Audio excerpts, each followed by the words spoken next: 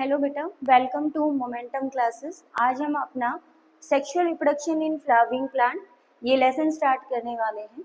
इस लेसन में हम क्या पढ़ेंगे कि जो फ्लावरिंग प्लांट्स हैं वो कैसे रिप्रोडक्शन करते हैं, कैसे सेक्सुअल रिप्रोडक्शन करते हैं और हमारी जो डेली लाइफ है उसमें कैसे रोल प्ले करते हैं। तो सबसे पहले देखो, जो सेक्सुअल रिप्रोडक्शन है फ्लावरिंग प्लांट्स में, कहाँ से जितने भी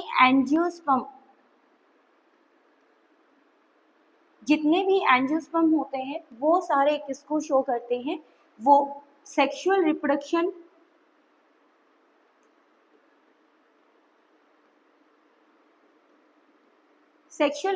को शो करते हैं। सेक्सुअल रिप्रोडक्शन तो एल्गी है, ब्रायोफाइटा है, टेरिडोफाइटा है, जिम्नोस्पर्म है और एंजियोस्पर्म है, सभी शो करते हैं। लेकिन जो एंजियोस्पर्म है यही सिर्फ क्या होते हैं, यही ओनली फ्लावरिंग प्लांट्स हैं, ओनली फ्लावरिंग प्लांट्स हैं। और एक और बात, ये जो चैप्टर है ये नीट में बहुत सारे क्वेश्चंस लेके आता है। अप्रोक्सीमेटली 2 और 3 क्वेश्चंस यहाँ से इंक्लूड होते ही होते हैं, इसलिए ये जो चैप्टर है ये बहुत इम्पोर्टेंट रोल प्ले करता है। इसके बाद है कि जो एंजियोस्पर्म प्लांट है, इनका जो इरा रहा, कहाँ से इनकी डेवलपमेंट हुई, इवोल्यूशन कहाँ से हुई। तो जितने भी जो एंजियोस्पर्म प्लांट हैं, मीजोजोइक इरा के अंदर इनकी डेवलपमेंट हुई थी। और जो प्लांट मॉर्फोलॉजी है या sexual reproduction in flowering plant है, इनको स्टडी करने वाले जो हमारे साइंटिस्ट रहे थे वो C.W.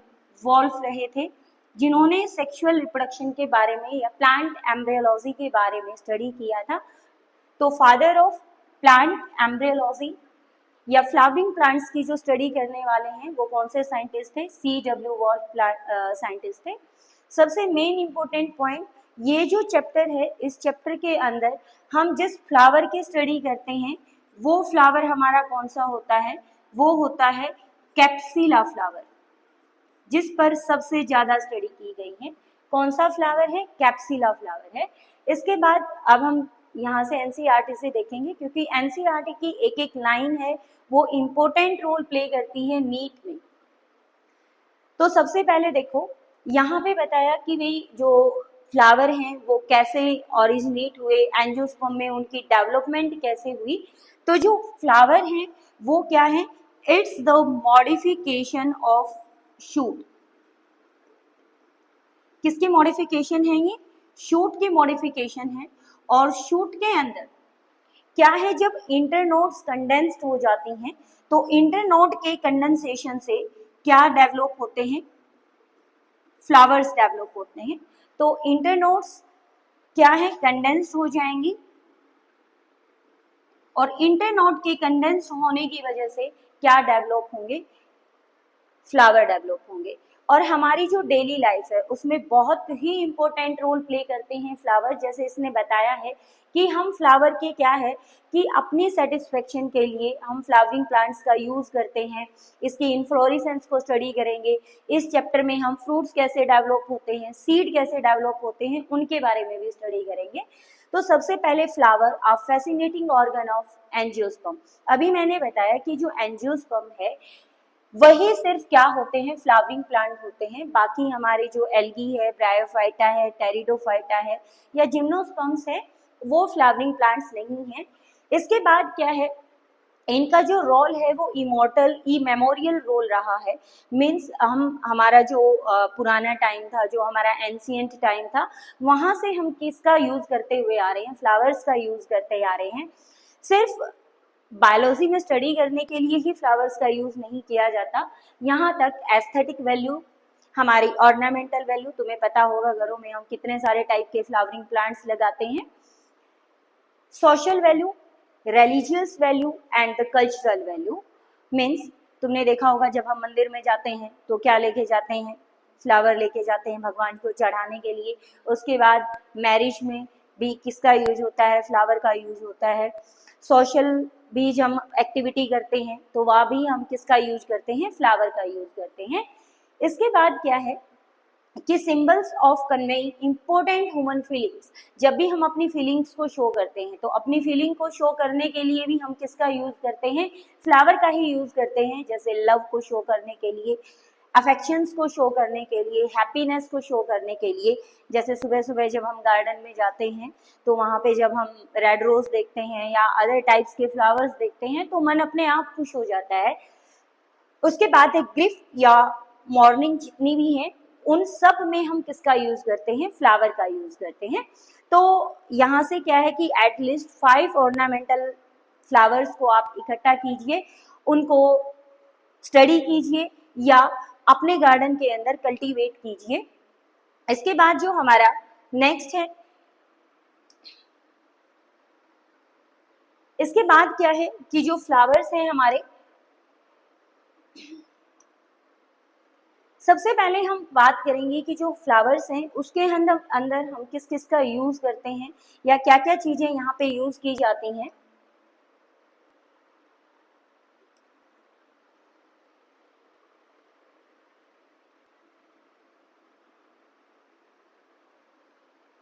तो सबसे पहले यहाँ पे अगर हम बात करते हैं फ्लावर की, तो फ्लावर के कौन कौन से जो पार्ट्स हैं जो हम यूज करते हैं, तो फ्लावर पार्ट्स में हम यूज करते हैं, देखो सबसे पहले जो फ्लावर है उसमें मेन हमारे क्या होते हैं, 4 वॉल्स इंक्लूड होते हैं। कितने वॉल्स इंक्लूड होते हैं, 4 वॉल्स इंक्लूड होते हैं। और उन 4 वॉल्स के अंदर क्या है, हमारे कौन कौन से वॉल्स होते हैं, कौन कौन से वॉल्स होते हैं। तो इसमें सबसे पहले देखो 4 वॉल्स के अंदर हमारा इंक्लूड है, यहाँ पे सबसे पहले आता है हमारा कैलिक्स। तो यहाँ पे देखो ये जो ग्रीन पार्ट है ये क्या होता है, सेपल्स होते हैं, कैलिक्स होते हैं। तो सबसे पहला जो वॉल्स है हमारा वो कौन सा होता है, कैलिक्स होता है। उसके बाद सेकेंड जो कलर्ड पेटल्स दिखाई दे रही हैं इसको हम क्या बोलते हैं, कोरोला बोलते हैं। उसके बाद है हमारा जो नेक्स्ट वॉल होता है वो कौन सा होता है, एंड्रोशियम होता है। और सबसे जो लास्ट है हमारा वो कौन सा होता है, गायनोशियम होता है।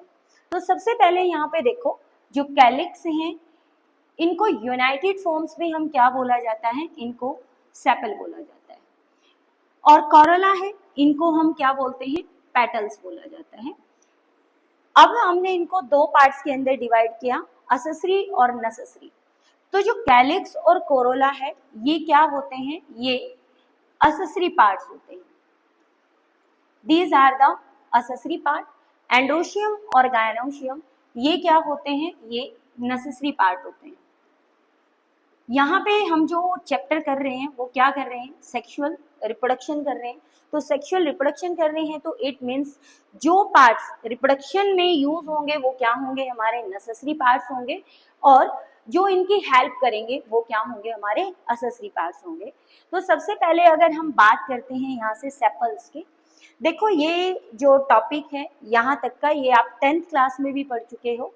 तो यहाँ पे देखो जो सेपल्स हैं इनका जो कलर है वो कैसा होता है, मेनली ये ग्रीन कलर्स की ही होती हैं। ये क्या करती हैं, प्रोटेक्ट करती हैं फ्लावर को, किसमें, इन बड कंडीशन। बड कंडीशन में जितने भी फ्लोरल अपेंडिसेस होते हैं उनको प्रोटेक्ट करने का काम करती हैं। उसके बाद है पेटल्स। जो पेटल्स हैं वो क्या होती हैं, यहाँ पे मैंने बोला कि ये ग्रीन कलर की हैं, लेकिन जो पेटल्स हैं ये क्या होती हैं, ये कलरफुल होती हैं। अब क्या रीजन है कि जो पेटल्स हैं ये कलरफुल होती हैं, इसके पीछे जो मेन रीजन होता है वो क्या है, attracts insect for pollination. Pollination के लिए इंसेक्ट को अट्रैक्ट करना। अब यहाँ से देखो जो पेटल्स हैं इनकी कुछ कैरेक्टरिस्टिक्स भी होती हैं जो आगे आने वाले हमारे टॉपिक्स हैं, जैसे पॉलिनेशन है वहाँ भी हम पढ़ेंगे पेटल्स कैसी होती हैं, इनमें फ्रेग्रेंस होती है, इनका जो नेचर है वो कैसा नेचर होता है, स्कैंटी नेचर होता है, कलरफुल होती हैं। कलरफुल में रेड कलर है, येलो कलर है, वाइट कलर है और क्या करती हैं, स्कैंटी के साथ साथ ये ब्लूम भी करती हैं। क्या करती हैं, ब्लूम भी करती हैं, ब्लूमिंग को भी शो करती हैं। इसी वजह से जो इनकी कैरेक्टरिस्टिक है वो क्या है कि इंसेक्ट क्या है, अट्रैक्ट होंगे तो क्या करते हैं, ये ब्लूमिंग भी करती हैं।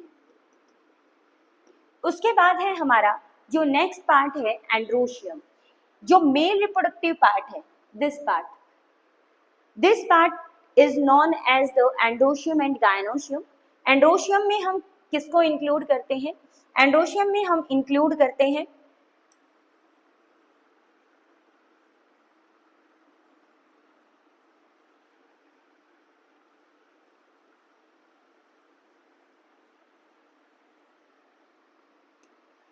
एंडोशियम में हमारा कौन सा पार्ट इंक्लूड होता है, दैट इज एंथर, और मेल रिप्रोडक्टिव पार्ट को बोला जाता है स्टेमन।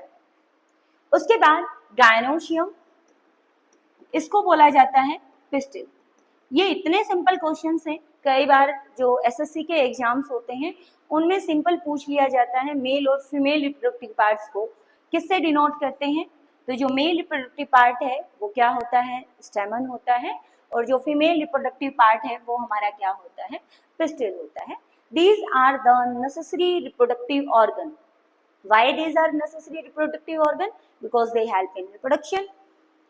अब हम बात करते हैं स्टेमन की। यहाँ से हमारा जो चैप्टर है वो स्टार्ट होता है। अब यहाँ तक की देखो आप, Horns and in garden find out the names of 5 or more flowers that are used in social and cultural celebration.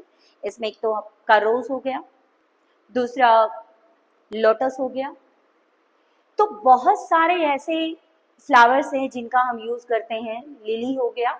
Have you heard of floriculture? Floriculture is the study of flower, floriculture. तो यहाँ पे ये important point आया, floriculture study of flower. उसके बाद हमारा जो main next point है, to a biologist flowers are morphologically and embryological marvels and the sites of sexual reproduction. ये बात मैंने पहले ही बताई है कि जो फ्लावर है वो किस चीज में हेल्प करते हैं, सेक्सुअल रिप्रोडक्शन में हेल्प करते हैं। And the 2 most important units of sexual reproduction develop. सबसे पहले हमने क्या किया, यहाँ पे 2 इवेंट्स में हम इसको स्टडी करेंगे। पहला जो इवेंट्स होता है वो होता है pre fertilisation.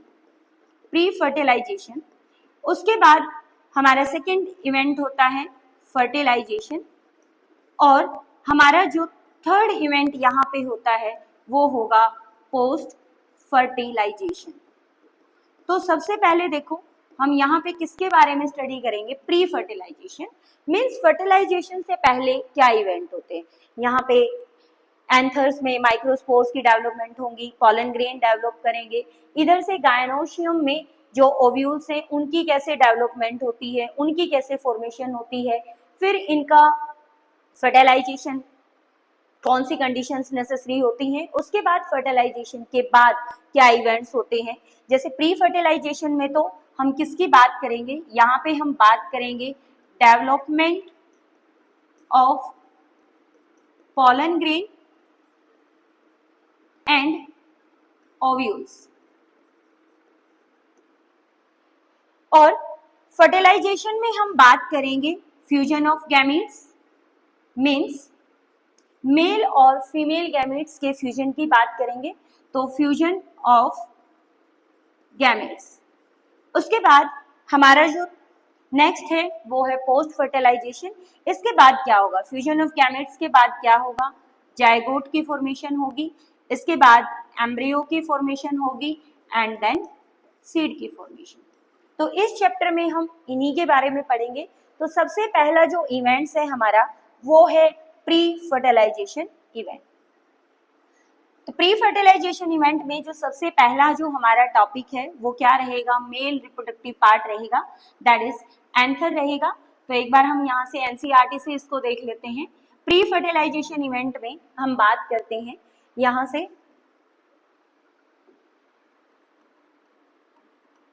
Pre fertilization event. Pre fertilization events के अंदर देखो, एक्चुअली जो फ्लावर है वो क्या है, एक ऐसे यूनिट है कि जिसमें बहुत सारे, जब एक फ्लावर की डेवलपमेंट होती है तो उसमें बहुत सारे हार्मोन हैं जो रोल प्ले करते हैं उसकी डेवलपमेंट में, बहुत सारे उसके अंदर स्ट्रक्चरल चेंजेस आते हैं। देखो ये जो पॉइंट है ये एनसीईआरटी में गिवन नहीं है कि वो कौन कौन से हार्मोन है या कौन कौन से सब्सटेंस है जो टेक पार्ट करते हैं एक फ्लावर की डेवलपमेंट में या एक फ्लावर के में जितने भी चेंजेस आते हैं उसमें। तो सबसे पहले वो सब्सटेंस कौन सा होता है जो फ्लावर की डेवलपमेंट में हेल्प करता है, तो that substance is known as the florigen. कौन सा सब्सटेंस होता है, फ्लोरीगन। ये वो सब्सटेंस है जो फ्लावर की डेवलपमेंट में हेल्प करता है एक प्लांट को, जहां पे नोड्स का कंडेंसेशन होता है और फिर वो फ्लावर के अंदर कन्वर्ट होती है। उसके बाद कौन कौन से हार्मोन्स हैं जो टेक पार्ट करते हैं, तो जो हार्मोन्स हैं वो है तुम्हारा, एक तो ऑक्सिन हार्मोन है और दूसरा कौन सा होता है, जिबरेलिन हार्मोन होता है, जो एक फ्लावर के अंदर डेवलपमेंटल चेंजेस या स्ट्रक्चरल चेंजेस या हार्मोनल चेंजेस में एक बहुत ही इंपॉर्टेंट रोल प्ले करता है। तो यहाँ पे देखो जितने भी ये जो हार्मोन्स हैं हमने किया या स्ट्रक्चरल चेंजेस हैं वो किसकी वजह से आ रहे हैं, यहाँ पे फ्लोरीगन या ऑक्सिन और जिब्रेलिन की वजह से आ रहे हैं। उसके बाद क्या है कि इनिशिएट होते हैं, फर्दर डेवलपमेंट करते हैं। अब हम बात करते हैं इनफ्लोरेसेंस की। देखो इनफ्लोरेसेंस में क्या है, मान लिया ये क्या है, दो नोड्स हैं, तो दो नोड्स के बीच का जो गैप है वो क्या हो जाता है, कम हो जाता है। तो यहाँ पे नीट में एक बार एक क्वेश्चन आया हुआ था जहाँ पे स्टेटमेंट टाइप में क्वेश्चन था, जहाँ पे एक पॉइंट ये था, इंटरनोड्स कंडेंस्ड। तो सही बात है, जो इंटरनोड्स है वो क्या हो जाती है, कंडेंस्ड हो जाती हैं, और कंडेंस्ड होने के बाद ये किसके अंदर चेंज हो जाती हैं, ये फ्लावर के अंदर चेंजेस हो जाती हैं, एक फ्लावर में चेंज हो जाती हैं। उसके बाद है, अभी हमने कहा कि हमने किस किस के बारे में पढ़ा, एंड्रोशियम के बारे में और गायनोशियम के बारे में पढ़ेंगे। तो सबसे पहला जो हमारा यहाँ पे जो टॉपिक रहेगा वो कौन सा रहेगा, वो रहेगा एंथर, दैट इज एंड्रोशियम। तो यहाँ पे हम बात करते हैं, सबसे पहला जो एंड्रोशियम है इसमें जो मेल, अभी मैंने पहले बोला था mail reproductive part is the स्टेमन, या इसी को बोला जाता है स्टेमन के बाद हम इसमें पढ़ेंगे हाउ द माइक्रोस्पोर डेवलप। उसके बाद हम बात करेंगे माइक्रोस्पोर से पॉलन ग्रेन की डेवलपमेंट कैसे होती है। नेक्स्ट हमारा रहेगा पॉलन ग्रेन की डेवलपमेंट। तो सबसे पहले हम बात करते हैं स्टेमन की। देखो जो स्टेमन है इसमें हमारे 2 पार्ट्स इंक्लूड होते हैं, कौन कौन से, ये जो हमारा है ये एंथर है। तो एंथर की जो टाइप्स हैं वो क्या होती हैं, एंथर इज बाइलॉब्ड और मोनोलॉब्ड, ये एंथर है। दिस एंथर इज बाइलॉब्ड या इसको बोलते हैं मोनोथिकस। अब यहाँ पे देखो theca, what do you mean by theca, ये जो थीका वर्ड है इसका मीनिंग होता है लूज कनेक्टिव सेल्स, ऐसी लेयर जिसके अंदर लूज कनेक्टिव सेल्स प्रेजेंट हैं, that is theca, loose connective cell. Mono means single. तो यहाँ पे हमने बात की कि 2 टाइप के होते हैं, एक बाइलोब होता है और दूसरा कौन सा होता है, मोनोलोब्ड होता है।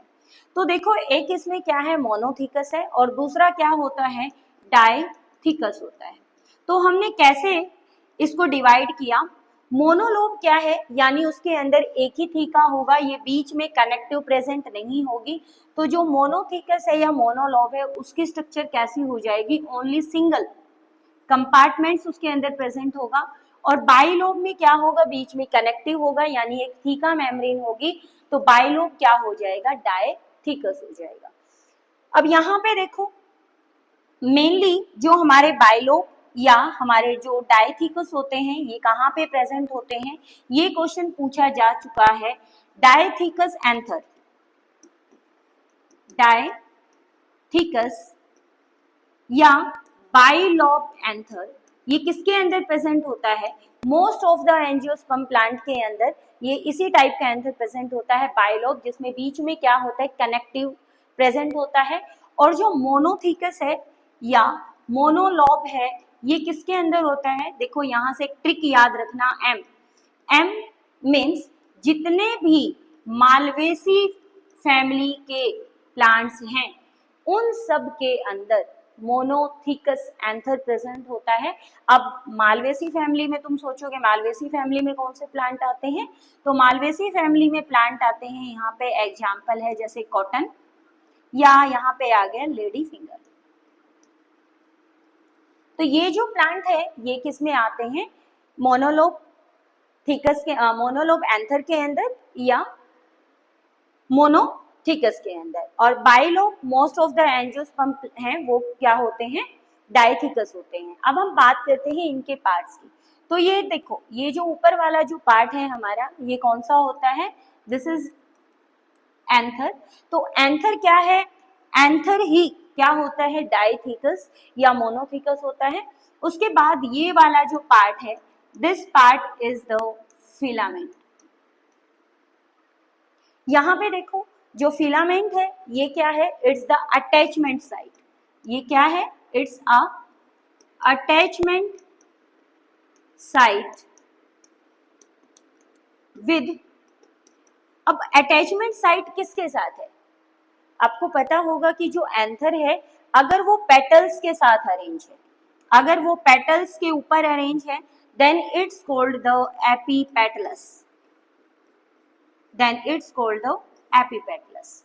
उसके बाद हम बात करते हैं, अब हम आगे बात करेंगे। अब यहाँ पे देखो कोई भी जो स्टेमन है उसमें क्या होता है? दो पार्ट हैं। कौन कौन से होते हैं? Long slender stalk like structure filament, और जो टर्मिनल बाइलोब स्ट्रक्चर है उसको एंथर बोलेंगे।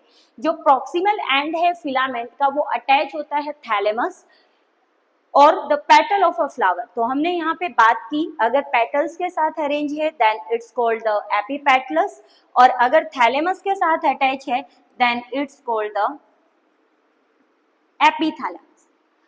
तो यहाँ से इसकी अरेंजमेंट होती है।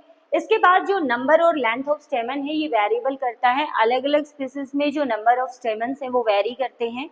जैसे आपने 11th क्लास में पढ़ा होगा, वहाँ पे सोलेनेसी फैमिली के अंदर पढ़ा होगा। जो सोलेनेसी फैमिली है उसके अंदर कितने एंथर होते हैं? 5 एंथर होते हैं। और 5 एंथर किसके साथ फ्यूज होते हैं? पेटल्स के साथ फ्यूज होते हैं। उसके बाद है हर एक स्पीसीज में अलग अलग टाइप के क्या होते हैं? एंथर्स होते हैं। तो वेरिएशन क्या है? ज्यादा है इसके अंदर। अब हम बात करते हैं, देखो ये मैंने बता दिया, एक टिपिकल जो एंजियोस्पर्म है एंथर में वो क्या होता है? बाइलोब होता है। मीन्स जिसमें सिंगल क्या है? सिंगल क्या है? एक टू थीका प्रेजेंट होती है, यानी डायथीकस हो गया। लॉन्गिट्यूडनल अगर ग्रूव से इसको कट करेंगे, अगर हम यहाँ से इसको कट करेंगे तो इसमें क्या होता है? यहाँ से हर एक सेक्शन के अंदर किसकी डेवलपमेंट होती है? माइक्रोस्पोर्स की डेवलपमेंट होती है। तो जो एंथर है इसके अंदर क्या होते हैं? इसकी जो 4 साइडेड है, यहाँ से अगर मोनोथीकस है तो क्या होगा? बाइस्पोरेंजिएट होगा, अगर डाइथीकस है तो टेट्रास्पोरेंजिएट होगा। ये क्वेश्चन भी आपका बहुत बार कॉम्पिटिटिव एग्जाम में आया हुआ है। अगर डाइथीकस टाइप का एंथर है तो कितने माइक्रोस्पोर्स उसके अंदर डेवलप करेंगे? अगर डाइथीकस टाइप का एंथर है तो इट मीन्स वो टेट्रास्पोरेंजिएट होगा। क्या होगा? टेट्रास्पोरेंजिएट होगा। उसके बाद अगर मोनोथीकस है तो बाइस्पोरेंजिएट होगा।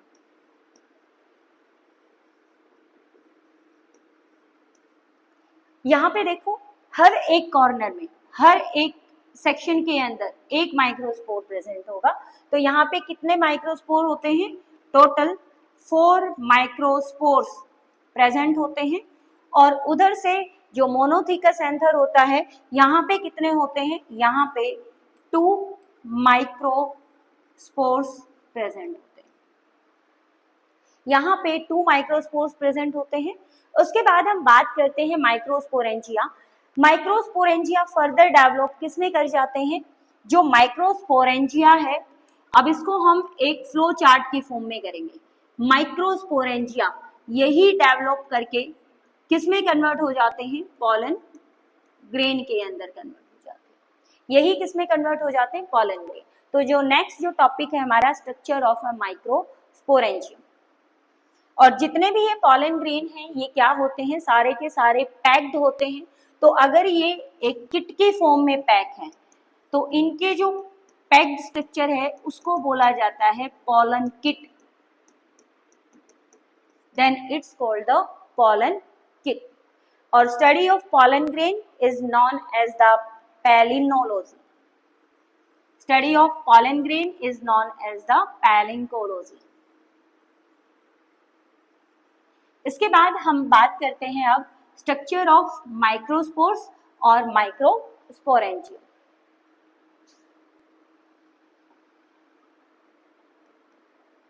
स्ट्रक्चर ऑफ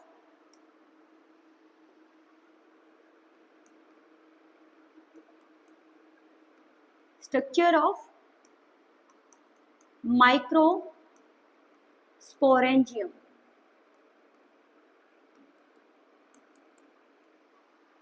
इस टॉपिक को हम फ्लो चार्ट के साथ करेंगे क्योंकि बच्चे हैं ना बहुत ज़्यादा कंफ्यूज रहते हैं इसको समझने में, और इसमें बहुत ज़्यादा कंफ्यूज हो जाते हैं।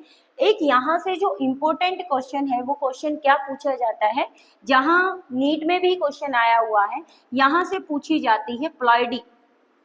प्लॉइडी मीन्स ये हैप्लॉइड है, डिप्लॉइड है, ट्रिप्लॉइड है, किस टाइप का इनका नेचर होता है। तो सबसे पहले हम बात करते हैं कि जब हमने क्या किया, हमने एक एंथर को जब हमने ट्रांसवर्स सेक्शन में इसको कट किया था तो यहाँ पे क्या थे, 4 माइक्रोस्पोर्स थे। तो सबसे पहले हमारा यहाँ पे हम बात करते हैं किसकी, इनकी डेवलपमेंट कैसे होती है या माइक्रोस्पोरोजेनेसिस। तो यहाँ पे जब हमने इसको ट्रांसवर्स सेक्शन में कट किया तो डायग्राम में देखो, ये जो डायग्राम है ये बहुत ही इंपॉर्टेंट डायग्राम है और मेनली ये पूछा जाता है कई बार सीबीएसई एग्जाम में। यहाँ पे ABCD देके इनकी नेमिंग और इनका फंक्शन पूछा जाता है। तो यहाँ पे देखो, अगर हम बात करते हैं सिर्फ एक साइड के स्ट्रक्चर को हम बनाएंगे, ये हमारी जो बाहर वाली स्ट्रक्चर है इसको हम क्या बोलते हैं, दिस इज एपिथीका, या हम क्या बोलते हैं, जो एपिडर्मिस होती है सबसे अपर वाली कवरिंग होती है वो है, दिस इज एपिथीका। इसके बाद जितनी भी लेयरिंग होंगी हमारी उनको हम क्या बोलेंगे, हाइपोथीका बोलेंगे। तो यहाँ पे जो हमारी नेक्स्ट है दैट इज एंडोडर्मिस या एंडोथीशियम, दिस इज एंडोथीशियम। उसके बाद हमारी बात आती है दैट इज मिडल लेयर,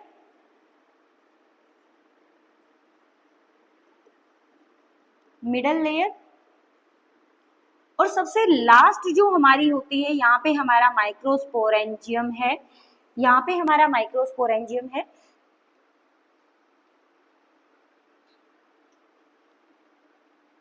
यहाँ पे देखो ये हमारा क्या है, माइक्रोस्पोरेंजियम है जिसमें बहुत सारे क्या प्रेजेंट है, स्पोरोजीनियस टिश्यू प्रेजेंट है। तो जो माइक्रोस्पोरेंजियम है ये क्या है, इसके पास यहाँ पे जो लेयर होती है this layer is tapetum. Most important question है ये। जो सबसे लास्ट लेयर होती है हमारी वो कौन सी होती है, टैपेटम। एंड जो हमारा ये लास्ट पार्ट है दिस इज माइक्रोस्पोर्स।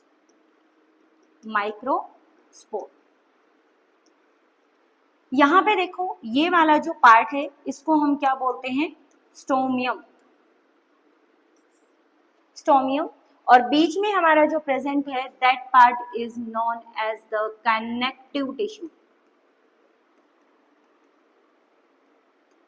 तो सबसे पहले देखो हमारी जो एपिथीका है, एंडोथीशियम है या मिडल लेयर है, ये डिहाइसेंस नेचर की हैं। After the germination of microspores और पॉलन ग्रेन ये डीजनरेट हो जाएंगी, डिहाइसेंस हो जाएगा इनका।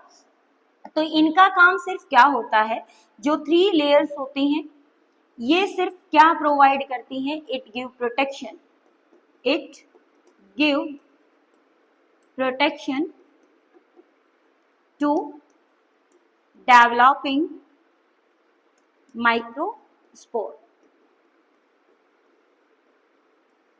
उसके बाद जो मेन है मोस्ट इंपॉर्टेंट क्वेश्चंस, यहाँ से टैपेटम के फंक्शन बहुत बार एग्जाम में पूछे जाते हैं, क्योंकि सबसे इम्पोर्टेंट रोल प्ले करती है वो टैपेटम करती है, और नेसेसरी जो हमारा पार्ट है दैट इज माइक्रोस्पोर्स, जिसको हम मेल रिप्रोडक्टिव सिस्टम बोल रहे हैं, उसके भी ये क्या है, बिल्कुल नजदीक है। तो ये क्या है, सबसे इम्पोर्टेंट रोल प्ले करती है। तो अब हम यहाँ पे करेंगे टैपेटम के फंक्शन।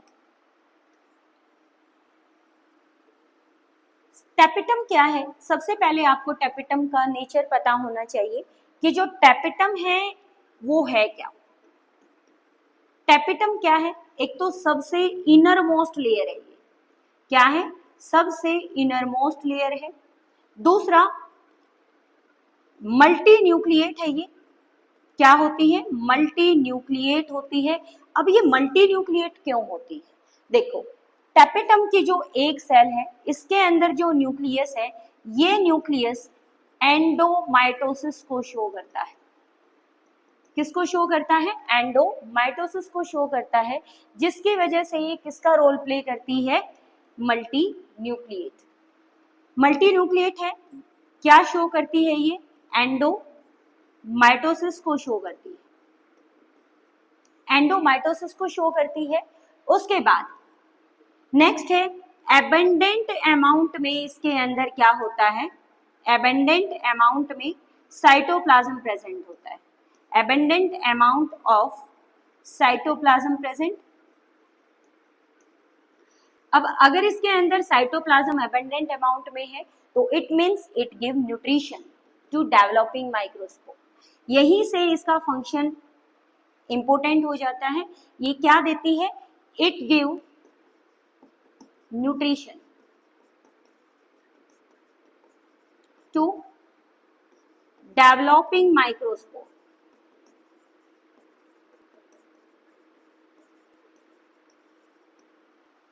डेवलपिंग माइक्रोस्पोर्स को न्यूट्रिशन देने का काम करती है। क्यों देती है? क्योंकि एबंडेंट अमाउंट में साइटोप्लाज्म प्रेजेंट है, मल्टी न्यूक्लिएट है, जिसकी वजह से क्या देगी? न्यूट्रिशन देगी। इसके बाद एक और भी इसका रोल होता है जो आपकी एनसीईआरटी की बुक में नहीं दिया हुआ। वो रोल क्या है इसका? कि जो टैपेटम होती है वो सिक्रीट करती है कुछ एंजाइम्स को, कुछ हार्मोन्स को। तो जो टैपेटम है ये क्या है? ये एक ग्लैनुलर रोल प्ले करती है। कैसा रोल प्ले करती है? ग्लैनुलर रोल प्ले करती है। इट मीन्स ये क्या करेगी? It secrete some enzymes and hormones और अदर सब्सटेंस को भी सिक्रीट करती है ये।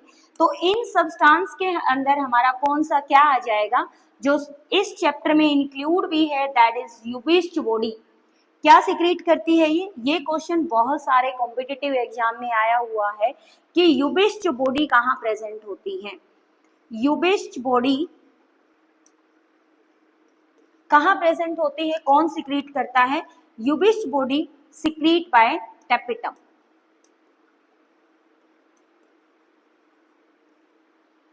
टैपेटम सिक्रीट करती है। उसके बाद इनका जो नेचर है वो कैसा होता है? इनका नेचर लिपिड होता है। इनका जो नेचर है वो कैसा होता है? लिपिड नेचर की होती है। Help in formation of sporopollenin. किसके फॉर्मेशन में हेल्प कर रही है? ये स्पोरोपोलेनिन की फॉर्मेशन में हेल्प कर रही है। तो ये इसका सबसे इंपॉर्टेंट रोल प्ले था टैपेटम का, और टैपेटम के फंक्शंस बहुत ज्यादा इंपॉर्टेंट है। तो यहाँ से जो टैपेटम है इसके फंक्शंस पूछे जाते हैं। एनसीईआरटी की बुक में दे रखा है एपिडर्मिस है, एंडोथीशियम है, मिडल लेयर होती है, टैपेटम होती है। 3 लेयर्स हैं, वो फंक्शन प्रोटेक्शन में हेल्प करती हैं। डिहाइसेंस ऑफ एंथर में हेल्प करती हैं। उसके बाद जो इनर मोस्ट लेयर है उसको क्या बोला जाता है, टैपिटम बोला जाता है। और जो टैपिटम है ये क्या करती है, जितने भी डेवलपिंग पॉलन ग्रेन्स हैं उनको क्या देने में हेल्प कर रही है, ये नरिशमेंट देने में हेल्प कर रही है। बाइन्यूक्लिएट होती है, ट्राइन्यूक्लिएट होती है। इसके बाद हम बात करते हैं कि जो ये माइक्रोस्पोर्स है इसके अंदर क्या प्रेजेंट है, स्पोरोजीनियस टिश्यू प्रेजेंट है। और ये जो स्पोरोजीनियस टिश्यू है ये किस चीज में हेल्प करेगा,